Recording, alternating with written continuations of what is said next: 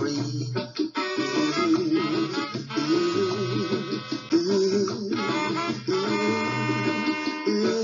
I got my own in the promised land, but I feel at home. Can you understand? Na na na na na. And though the road is rocky, it sure feels good to me. And if you're lucky, together we'd always be. I will ride it. The sun is rising. The sun is rising. I will ride it. I will ride it. I will ride it. I will ride it.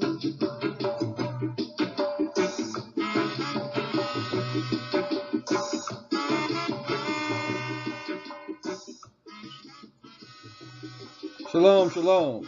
This is Brother Uriah of the Hebrew Israelite Home Bible Study Group of Pensacola, Florida.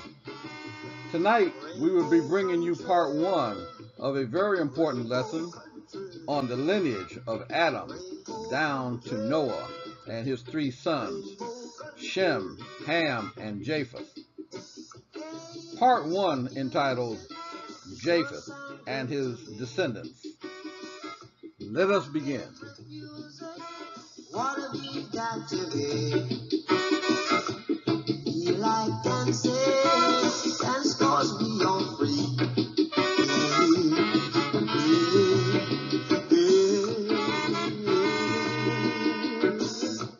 Got my own in the promised land.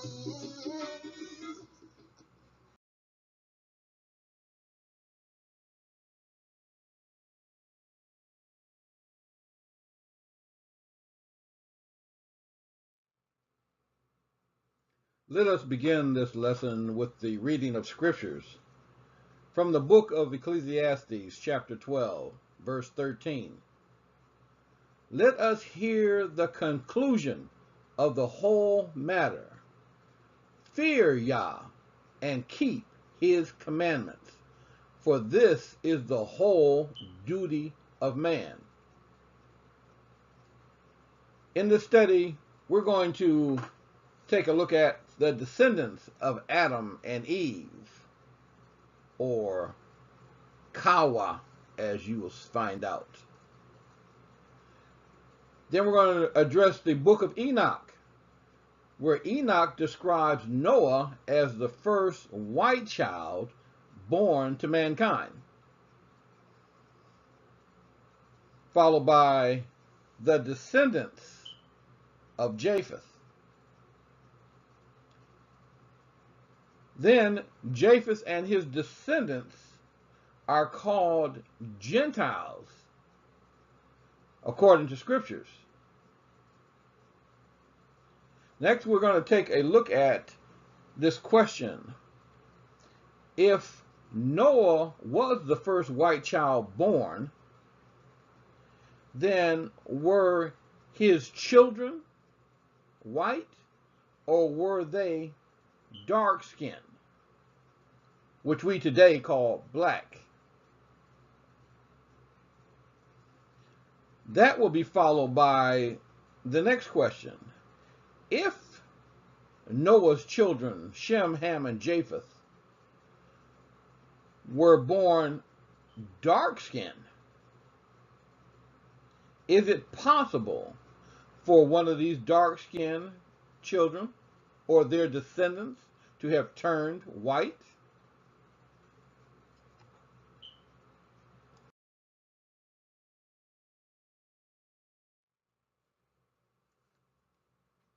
The descendants of Adam and Eve, or more properly, Kawa.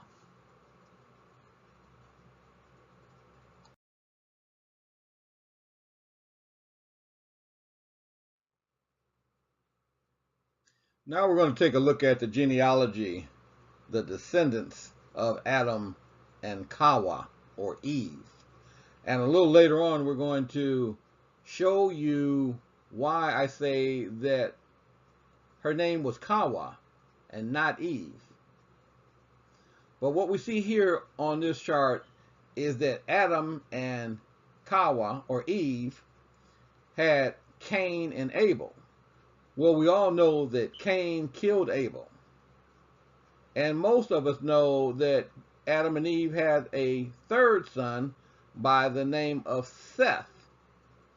But what most of us do not know is that Adam and Eve, or Kawa, had a daughter by the name of Awan. Awan, A-W-A-N. We find Awan in the Book of Jubilees, chapter 4, verse 1. But not only Awan, a second daughter, Azura, A-Z-U-R-A. We find her also in the Book of Jubilees, chapter 4, verse 9.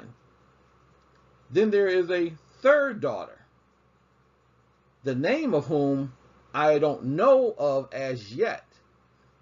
I need to research some more to find out if there's existing scriptures that say what her name was and what role she played.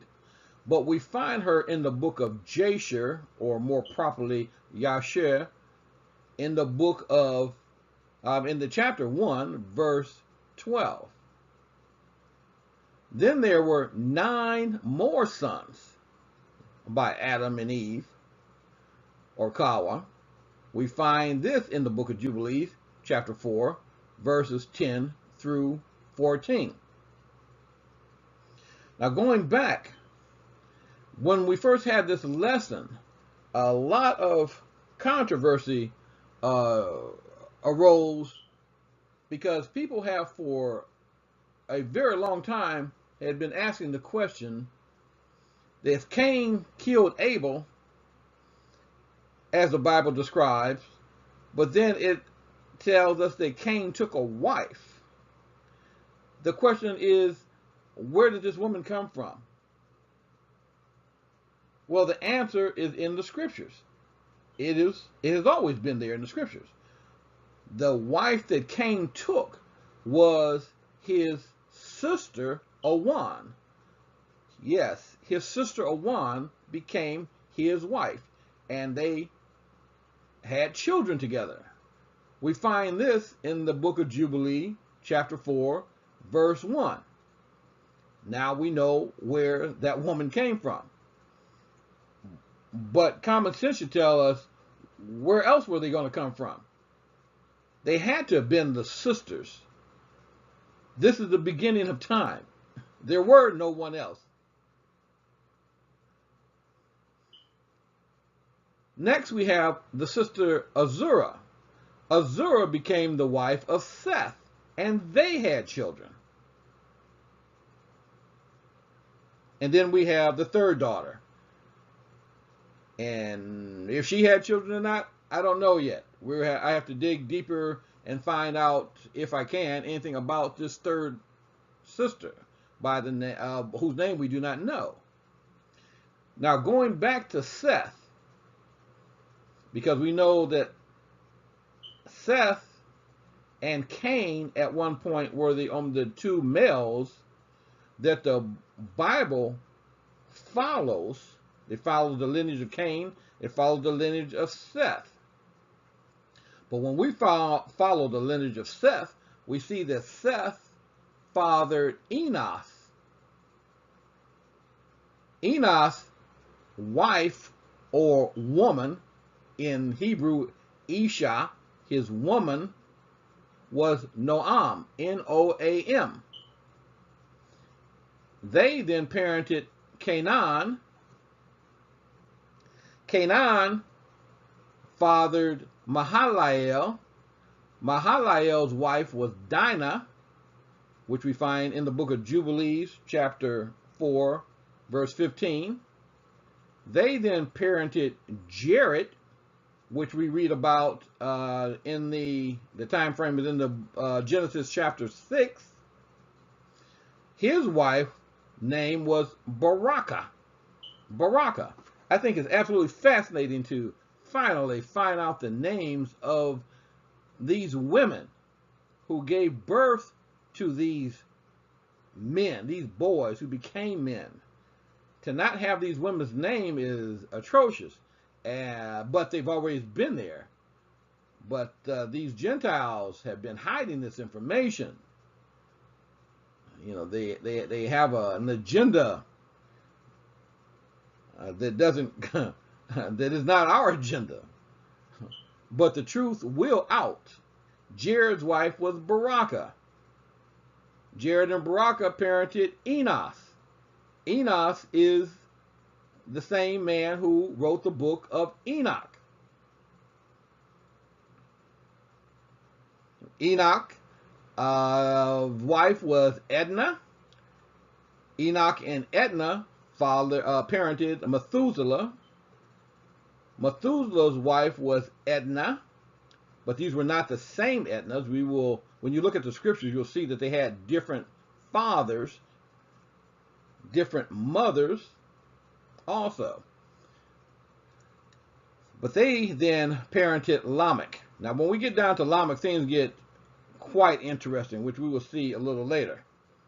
Lamech's woman or wife was named Betanos. Betanos. B-E-T-E-N-O-S. We get this from the book of Jubilees, chapter 4, verse 28. So Lamech and Betanos then parented Noah, from Noah and the Ark fame.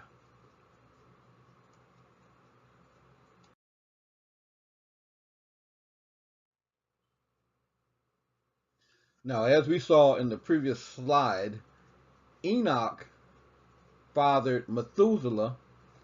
Methuselah fathered Lamech. Lamech took a wife or woman by the name of Betanos, and then they parented Noah. Well, here's where things get extremely interesting. Because when we go to the book of Enoch, chapter 106, we read the following.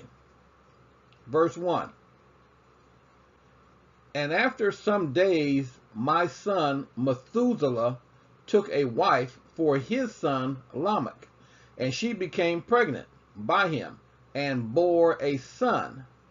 And his body was white as snow and red as the blooming of a rose. And the hair of his head and his long locks were white as wool, and his eyes beautiful. And when he opened his eyes, he lighted up the whole house like the sun. And the whole house was very bright. And thereupon he arose in the hands of the midwife, opened his mouth, and conversed with the Lord of righteousness. And his father Lamech was afraid of him, and fled, and came to his father Methuselah. And he said unto him, I have begotten a strange son, diverse from and unlike man, and resembling the sons of the God of heaven. And his nature is different, and he is not like us. Well, here we have the first birth of a white child, according to the Book of Enoch. And when this child was born, it scared his father so badly that he ran to his father, Methuselah, describing what had happened, saying that he had given birth to a child that was very strange and diverse and unlike man. And he thought, when we read the rest of the chapter, we find that Lamech thought that he had not fathered this child, that this child was fathered by one of the fallen angels. And I mean, imagine a father being afraid of his own child. So when this child came out of his wife, his woman Betanos, he was terrified by this white child, and he fled, going to his father, telling him the story. His father didn't know what to make of it, so they went to Enoch and told Enoch what had happened. Enoch told Lamech, no, that child was not fathered by one of the angels that had fallen from heaven, the fallen angels that we read about in chapter 6 of the book of Genesis. And he told Lamech, no, that is your child.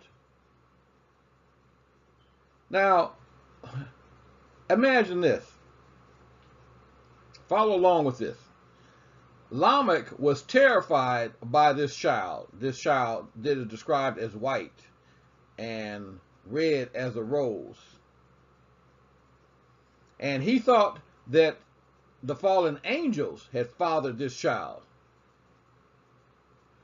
Now, we all know, especially us, we dark-skinned men, that if our woman gave birth to a white baby, the very first thing that would come into our minds is that my baby been laying up with a white man. This is not my child. Before you know it, he would have been applying to go on the Maury show, expecting to hear Maury tell him, you are not the father. But notice that Lamech didn't accuse his wife, Betanos, of laying up with a white man. Why not? That would have been the natural thing to do, like so many do today. That's not my child, that's some white person's child. But why not? He thought it was of the angels.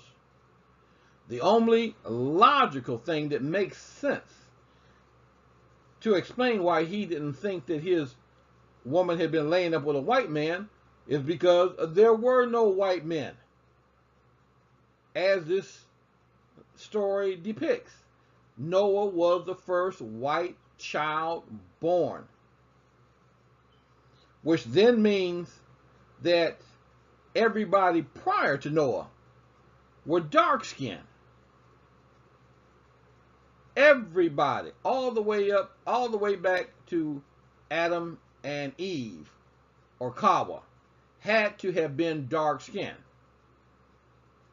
Now, in my mind, it immediately says, well, now I know why they have hid the Book of Enoch. At least one of the reasons why they've hidden the Book of Enoch. Because if the world knew this information, that Noah was the first white child born, then it would be very obvious to everybody on the planet that Adam and Eve, Kawa, all the way down to Lamech and Betanos, were dark-skinned. All of them. They had to be. And then that would include Imzara, the woman who Noah took as his wife, according to Jubilees 4 and 33. Here is where we have the birth of the other three boys, Shem, Ham, and Japheth. Now the question is, what color were Shem, Ham, and Japheth? Were they dark-skinned, or what we would today call black? Or were they white like their father? We're going to take a look at that.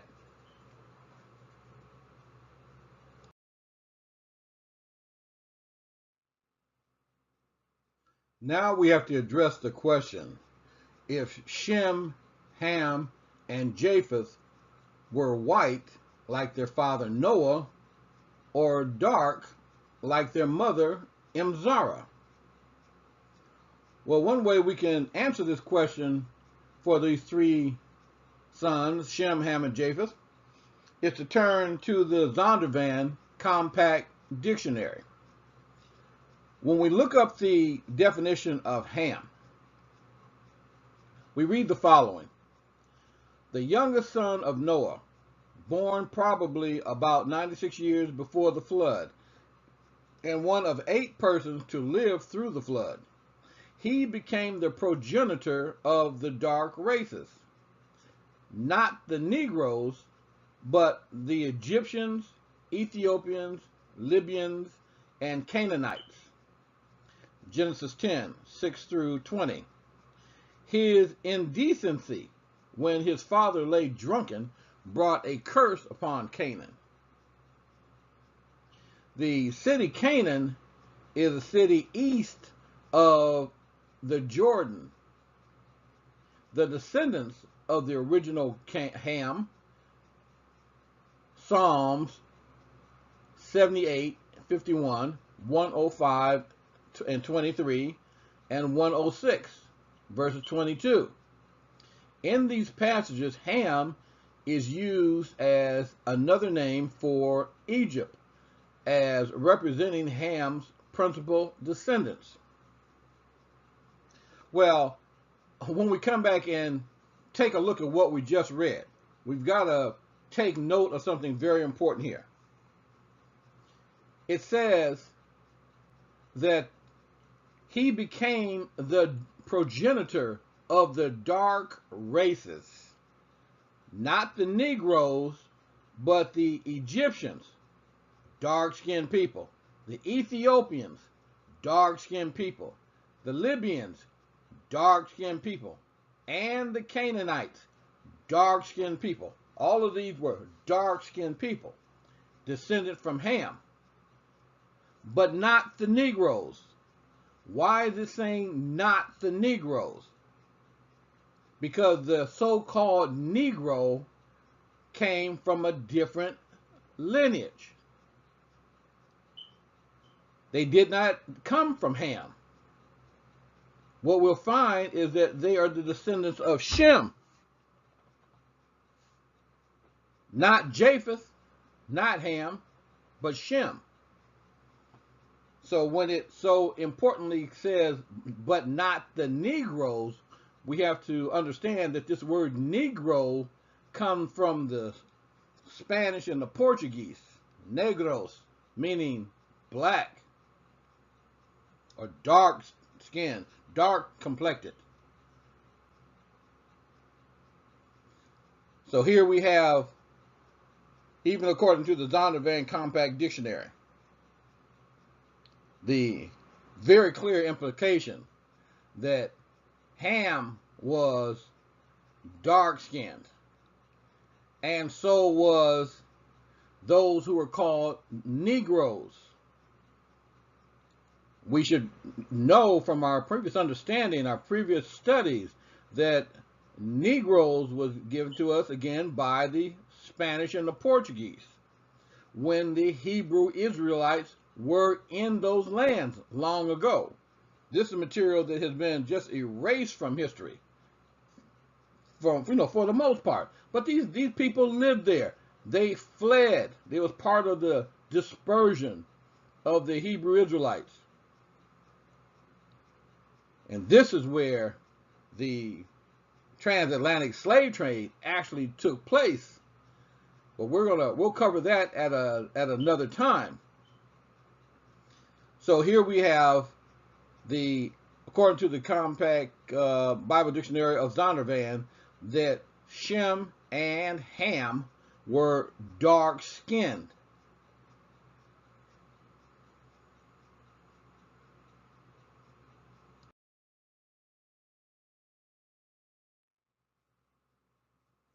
Now we turn to the third son, Japheth.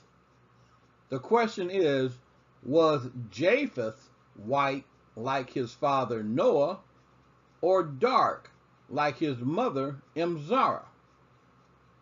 We've already initially at least have established that Shem and Ham were dark-skinned like their mother Imzara. But now we have to tackle the question, what about Japheth? Was Japheth dark like his mother, or was he light-skinned like his father? Well, we're going to turn to the Easton Bible Dictionary, and we're going to take a look at its definition of Japheth. Now, to the right here, we have the cropped version of what you see in the bottom left-hand corner so that we can read it more easily. All right, let's take a look. Let's take a look and see what the Easton Bible Dictionary has to say about the son Japheth. Japheth, wide-spreading. God shall enlarge Japheth. Hebrew, Japhet. Elohim le Japhet, Genesis 9:27. Some, however, derive the name from Yaphah, to be beautiful, hence white. One of the sons of Noah, mentioned last in order, perhaps first by birth, he and his wife were 2 of the 8 saved in the ark. He was the progenitor of many tribes inhabiting the east of Europe and the north of Asia. An act of filial piety was the occasion of Noah's prophecy of the extension of his posterity. Okay, let's go back and take a look at and analyze what it is that we've just read. According to the Eastern Bible Dictionary, Japheth, or more properly Japheth, being that there are no J's in the Hebrew language, he said that God was going to enlarge Japheth. And if Japheth is who we know / think he is, that certainly occurred.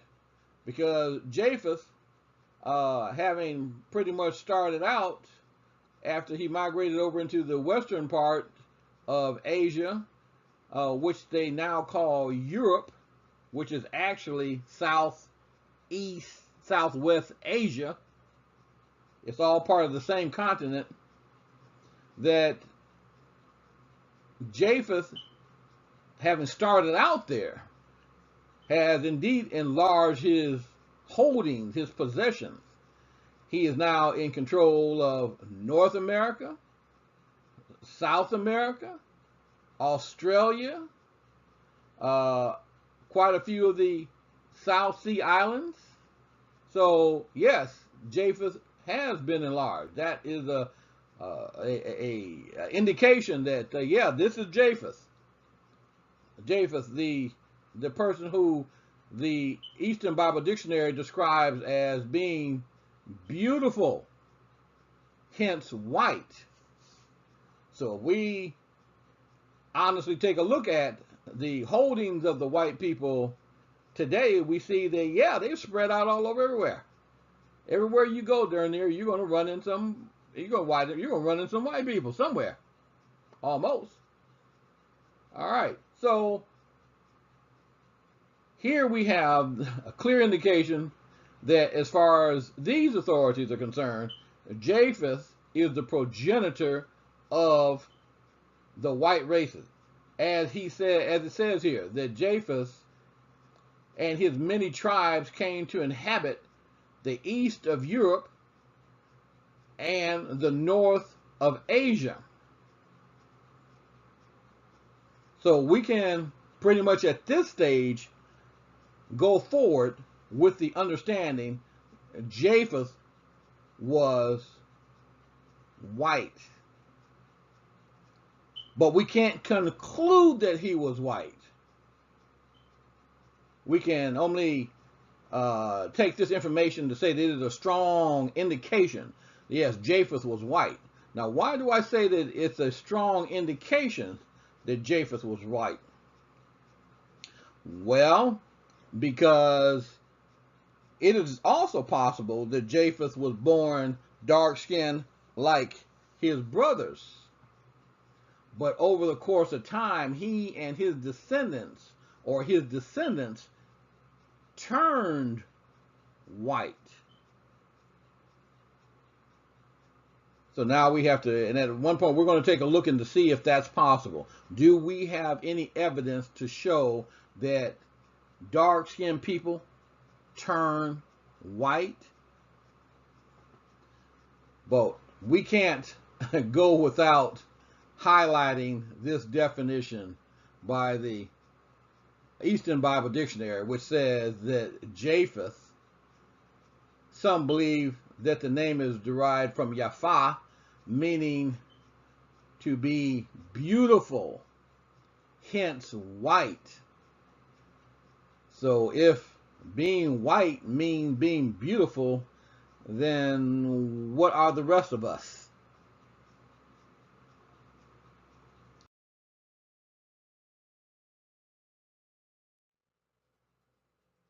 Okay then.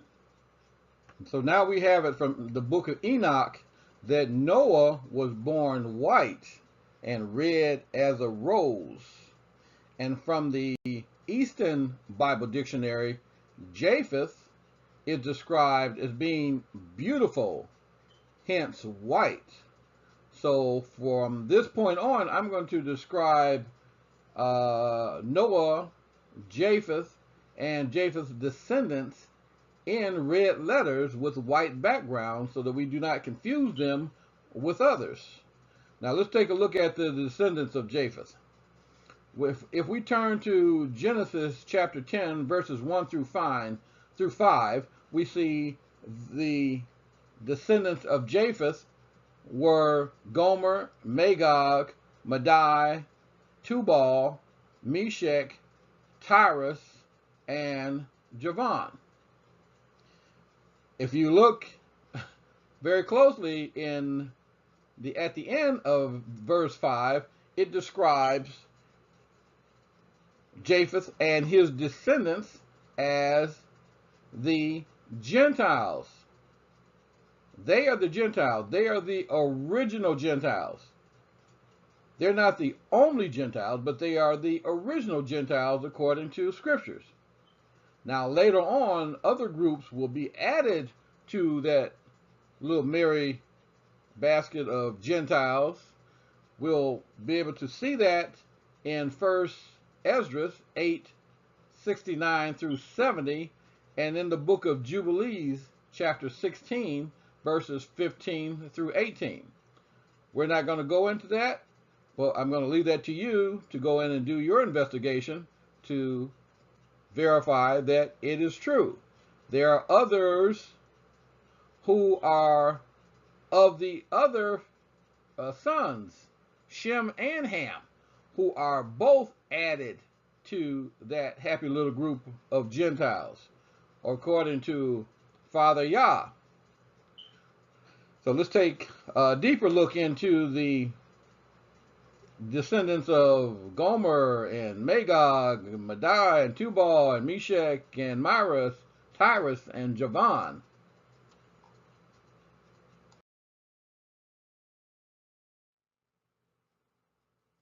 Okay, let's take a deeper look into those who scriptures defines as the original Gentiles.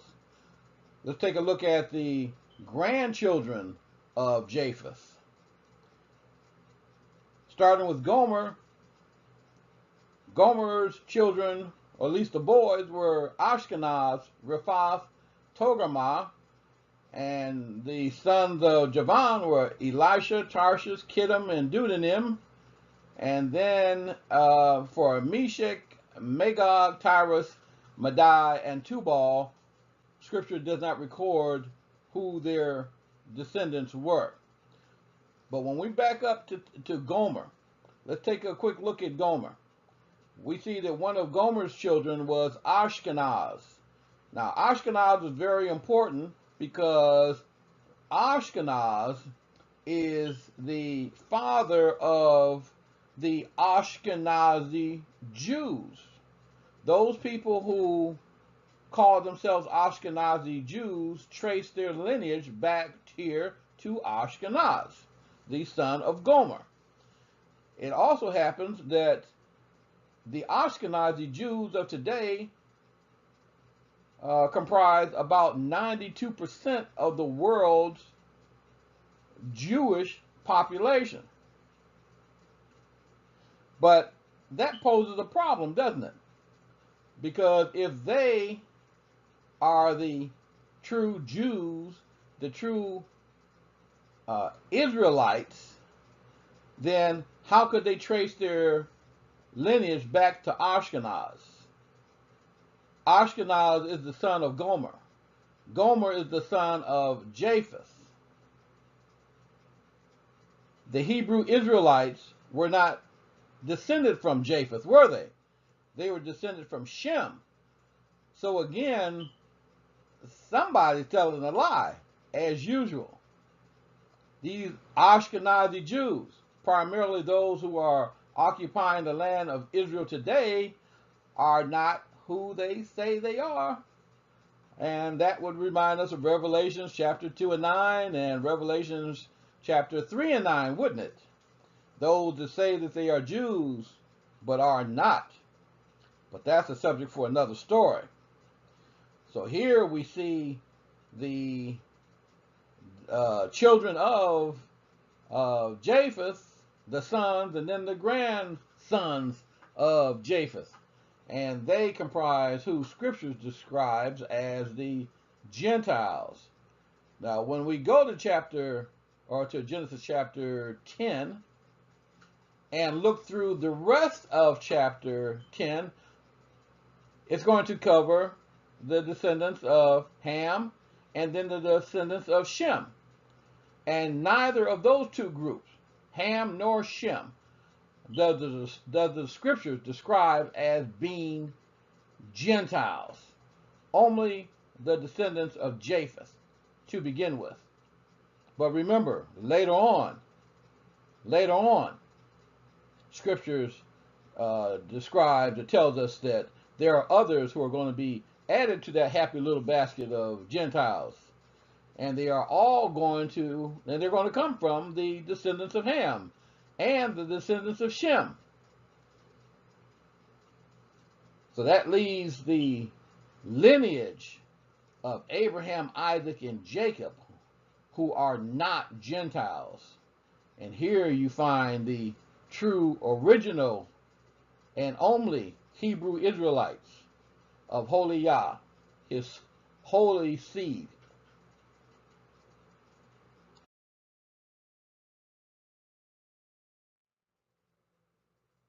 Now let's take a quick look at where the descendants of Japheth migrated. Once the migration began, they went into, as what the Eastern Bible Dictionary describes, as into what became known as Europe, Eastern Europe, and into Northern Asia. So they went to the north and to the west. And here we see in this map the principal places where these descendants of Japheth migrated. Here we see Madai and Magog and Togarmah, and there's Gomer, and there's Deuteronym and Rephath, and then Javan. You know, Javan, those people that we identify as the Greeks, and they're a close association with the Romans. And then over in the yellow, we see the descendants of Ham. And also notice that which is today called the Middle East was indeed once part of Africa. And should I say, is part of Africa. So we have the descendants of Japheth to the north of the Mediterranean Sea.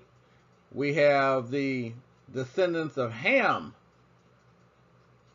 in Africa, including what today we call the Middle East. And then we also have the descendants of Shem in that Africa region, but also what we call today the Middle East. And there we have the Hebrew Israelites.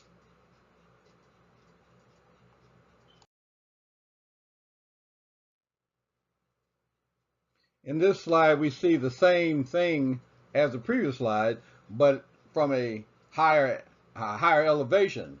Here you see Gomer. See Gomer over there? Gomer is occupying that area that today we call what? France. Tarshish, he's over there where we call Spain. And Javan and Italy area, Deuteronym, and there's Tyrus and Magog. Remember Gog and Magog? That's going to play such a prominent role in end times. And there's Elisha and Kittim and Madai and Ashkenaz and Repha and Togarmah. So you can see that their distribution is indeed in the area that we today call Europe. Now, I'm going to read from Genesis chapter 10 real quickly of the description of these descendants of Japheth. Genesis chapter 10 verses 1 through 5. Now these are the generations of the sons of Noah, Shem, Ham, and Japheth. And unto them were born sons after the flood. And the sons of Japheth were Gomer, Magog, Madai, Javan, Tubal, Meshech, Tyrus. And the sons of Gomer were Ashkenaz, and Repha, and Togarmah. And the sons of Javan, Elisha, and Tarshish, Kittim, and Deuteronym. By these were the isles of the Gentiles, divided in their lands, everyone after his tongue, after their families, and in their nations.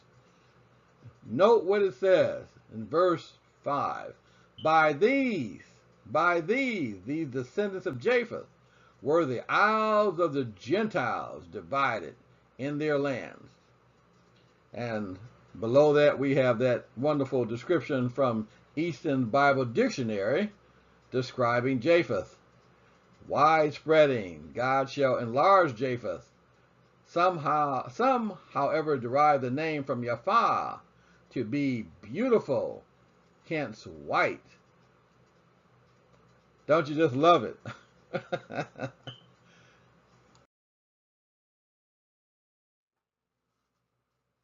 Here we have a couple of pictures of the current descendants of Japheth, who are described as being beautiful and white.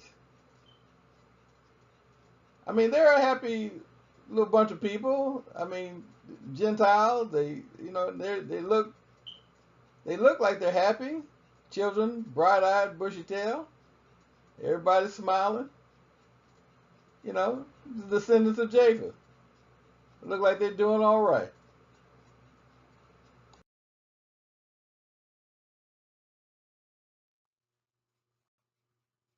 Many resources and evidence indicate that the descendants of Japheth are those that are commonly called white people, Europeans, or as some insist, Edomites.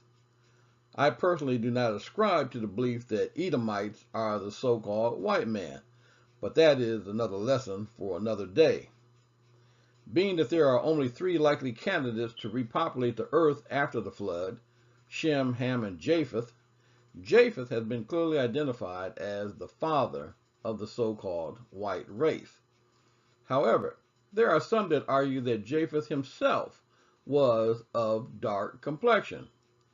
So the next question is it possible for dark-skinned people to turn white? Interestingly, the answer is yes. It is possible for dark-skinned people to turn white. Let us now look into the examples of this phenomenon.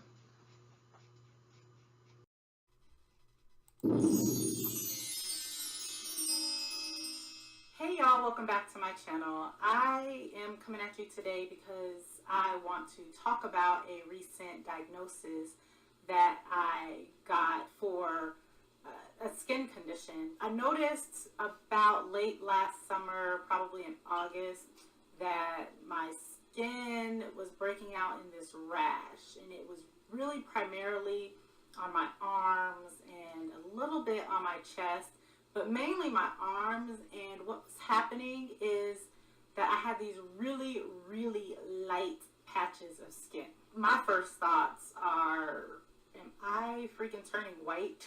Because that's not hot if that's what's happening. I have no problem with my chocolate skin tone, and I was highly annoyed at the fact that I have these light patches on my skin. I remember back in late teens, pre-teenhood, back in the day when I was a child, I used to get these light patches on my face.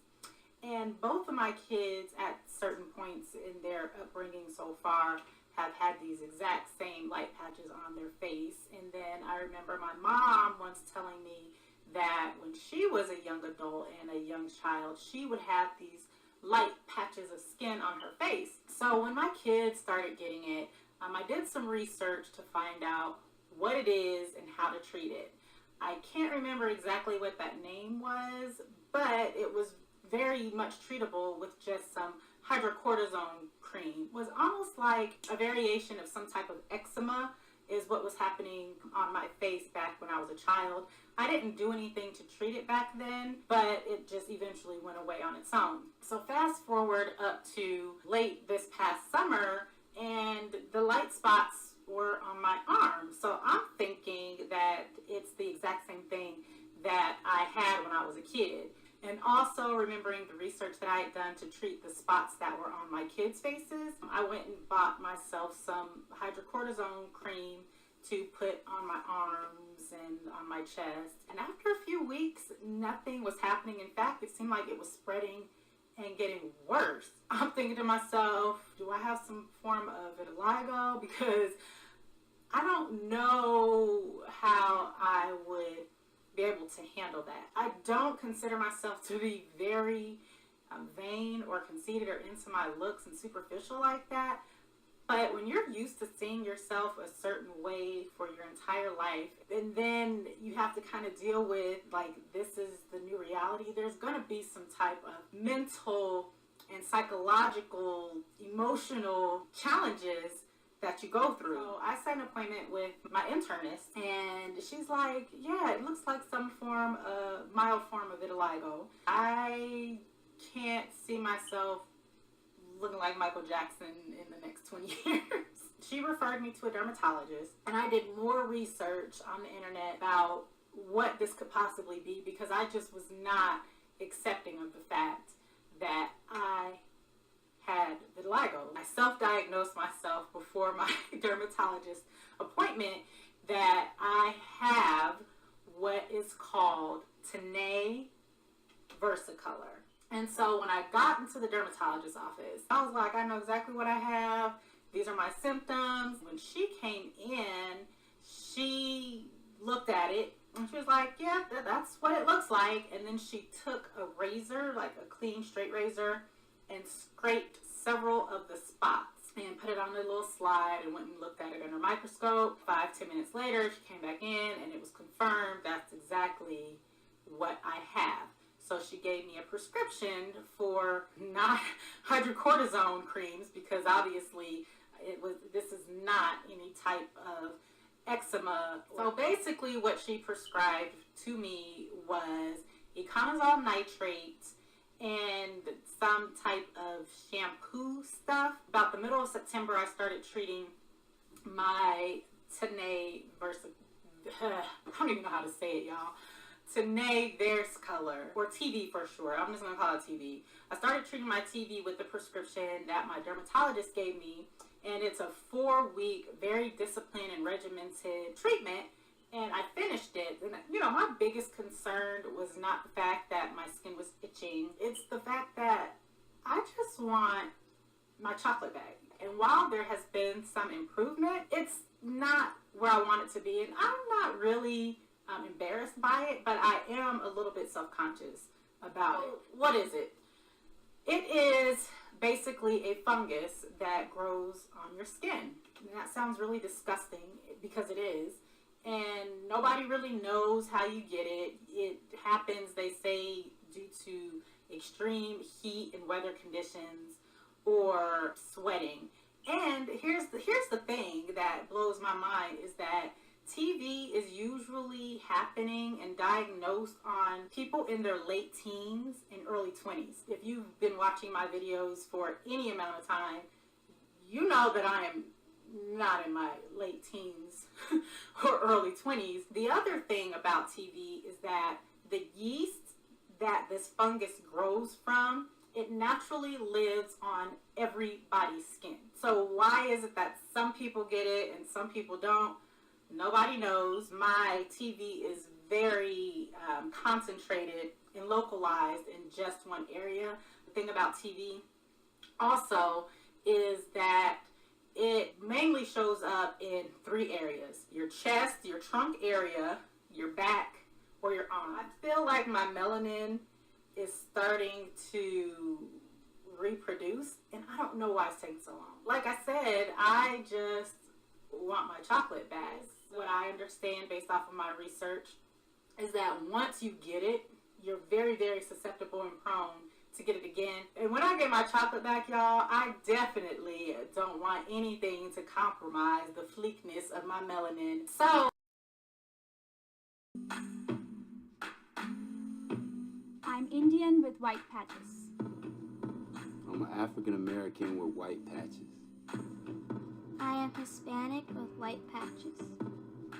I am black with white patches. I'm Caucasian with white patches. I am Asian with white patches. I'm human with white patches. They've heard it all. It looks like your skin is coming off. You look like a cow. I'm burnt. I'm ugly. You're an alien. The effects are devastating. Why me? Why do I have it? It made me feel bad, really sad. So didn't know what the kids at school would say to me. That made me feel ashamed of myself. It was more just like a shock.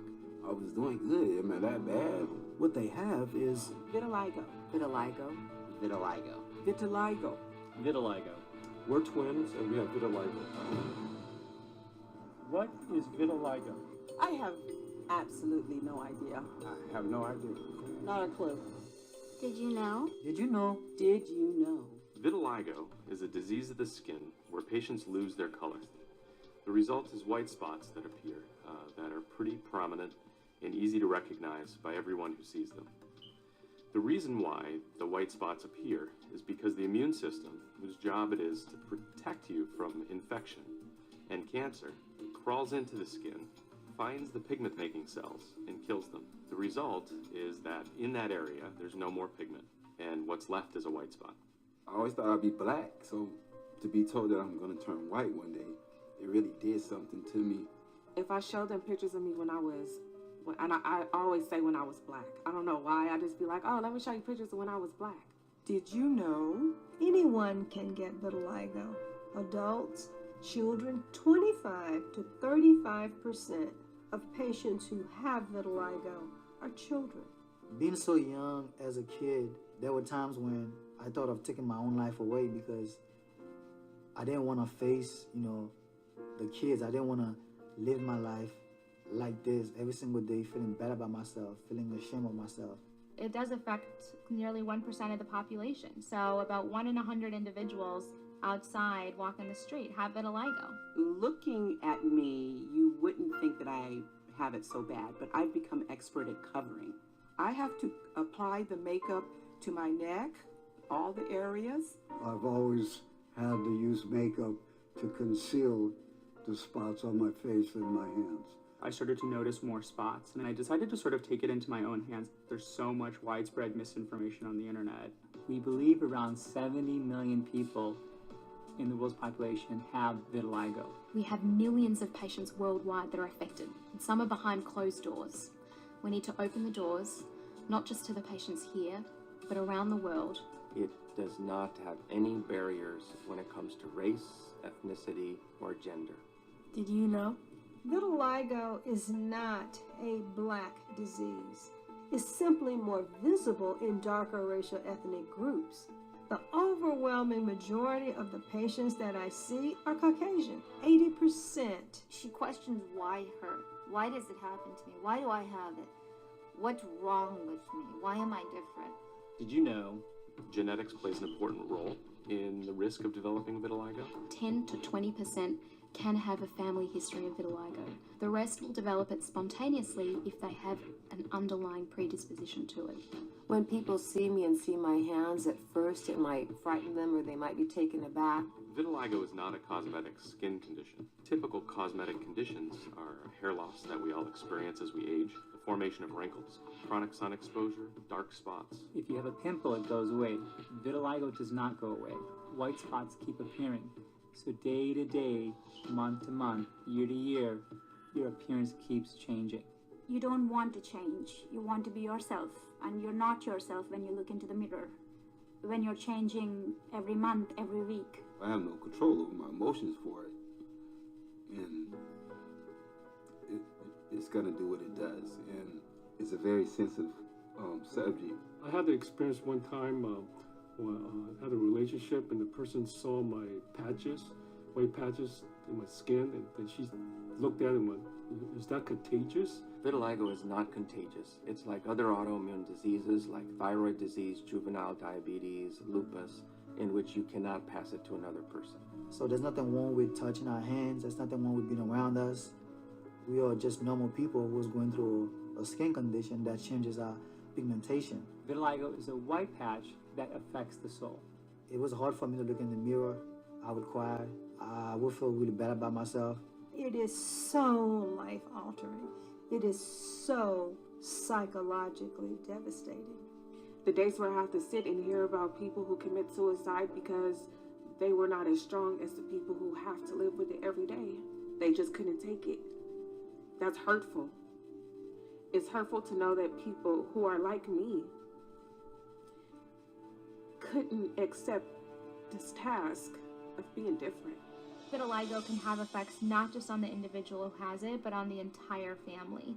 It can be very stress-inducing for parents. It can be frustrating for them to see their own child go through this. There's a lot of self-esteem that he masks that's underlying that a lot of people can't see. But as his mom, I can see it. Maybe I want to do that one again. That's all right. And it can have implications on their work life. I always felt like I couldn't work at Foot Locker because you have to look a certain way. How are they going to buy shoes from me? I always felt like I couldn't be a cook because if I cook, they might not want my hands on their food. It can ruin relationships. You don't get married off easily if you have vitiligo, and you have a lot of arranged marriages back in India. Even in other countries, would you go out with someone with white patches? Did you know? At this time, there is no cure for vitiligo. It's an abnormality of the immune system in which it's making a mistake. There's this prevalent idea in society that there's nothing you can do about it. There are various treatments for vitiligo. So these include topical creams that can affect the immune system. There are also light therapies, which are called phototherapy. But the reality is, with light therapy, for example, a majority of patients get better. Now, does everybody get 100% better? No. But almost everybody experiences some level of improvement. I would do skin grafting, where they take good cells and transplant them to my arms. For those who do not respond, it continues to be often a devastating condition. And so for that reason, we need more treatment options. We need to better understand this disease. We need to be able to offer other treatments besides what we already have. If you would have looked at me a few years ago, I would have not looked like this, and that treatments have greatly improved my appearance. I participated in a study, and they're gone, and they've stayed. Yay. They've remained my color for at least 3 years now. There are success stories with the treatment of vitiligo, but they're stories. It's not a volume. It's not a tidal wave of success. So we need better treatments that allow us to maintain it long term. And moreover, I want a cure. And I believe with resources and funding and enough scientists and clinicians, we can find a cure. It's a global issue, and it's one that we need to tackle from a global perspective. There is so little funding for vitiligo that even a little bit makes a difference. With patients' help, with the community's help, we can increase funding for vitiligo, which will drive treatments, which will drive innovation, will actually help patients move into the workplace, to be married, and to feel like they're part of a society. And every person should feel as though they are part of this society. You might see someone with vitiligo, and you might say, "Ooh," or you might say, "I'm glad I'm not them," but in 2 months you can have it too. It don't matter who you are and what you look like, how much money you make, who your parents are. It happens. You can make a difference. We can make a difference. Together, we can make a difference. This is my vitiligo, and this is my story. This is my vitiligo. This is my story. This is my vitiligo. This is my story. This is my vitiligo. This is my story.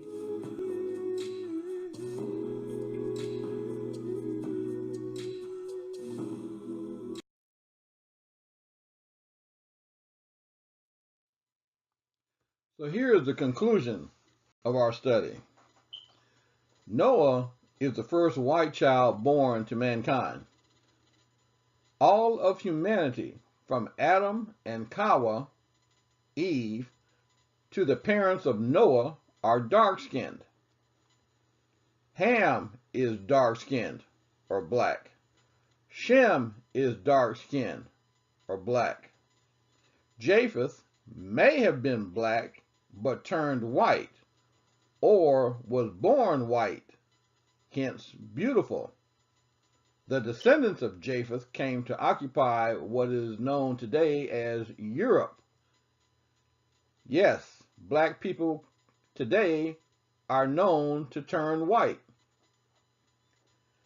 Tene, versicolor, and vitiligo are two ways dark-skinned people turn white.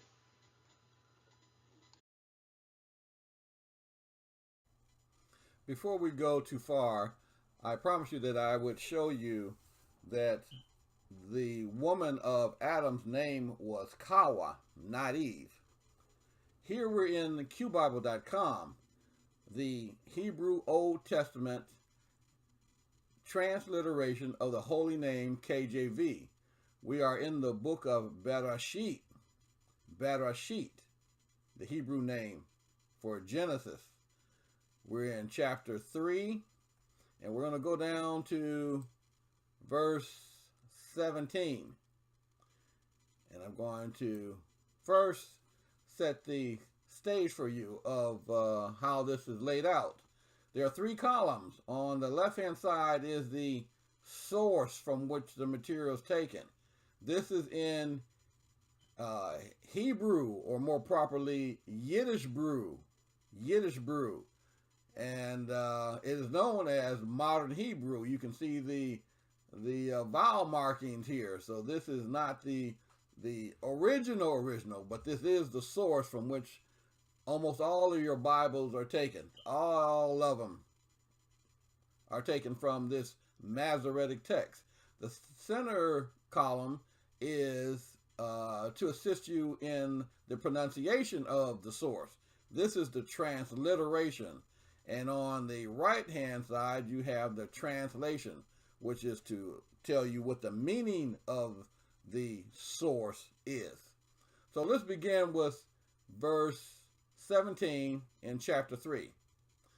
And unto Adam, Aleph, Dalet, Mem, he said, because thou hast hearkened unto the voice of thy wife, and hast eaten of the tree of which I commanded thee, saying, thou shalt not eat of it, cursed is the ground for thy sake.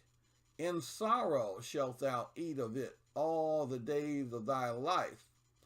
Thorns also and thickles shall it bring forth to thee, and thou shalt eat the herb of the field. In the sweat of thy face shalt thou eat bread, till thou return to the ground. For out of it wast thou taken, and for dust thou art, and unto dust thou shalt return. And Adam called his wife's name Kawa, because she was the mother of all living. Kawa, spelled Ket, Wah-he, Ket, Wah-he, Ka-wa, not Eve. When we look over at the transliteration we see her name over here as Kawa. This is the transliteration, Kawa.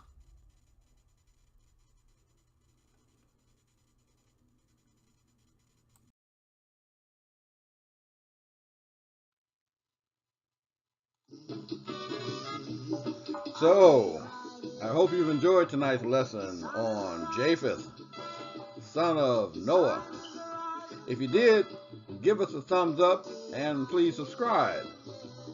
So on behalf of the Hebrew Israelite Home Bible Study Group here in Pensacola, Florida, I say shalom, shalom to all my brothers and sisters, and Shabbat shalom to those of us who keep the Sabbath according to the biblical lunar solar calendar. Shalom.